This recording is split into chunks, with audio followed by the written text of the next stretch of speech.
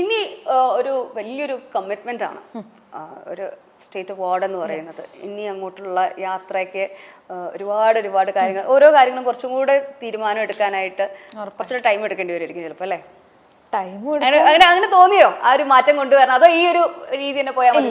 Already ഞാൻ ആ ഒരു ഇതിൽ ഫിക്സ്ഡ്, ഐ മീൻ സ്റ്റക്കായിരുന്നു. അതായത് കറക്റ്റ് അർത്ഥം മുറിച്ച് ചൂസ് ചെയ്തിട്ട് ഞാനൊരു മൂവി ചെയ്യത്തുള്ളൂ എന്നുള്ളത് ഈ അവാർഡ് കിട്ടുന്നതിന് മുന്നേ ഞാൻ, കാരണം എനിക്ക് പെർഫോമറായിട്ട് തന്നെ പേരെടുക്കണം, അതെനിക്ക് ഇമ്പോർട്ടൻ്റ് ആണ്.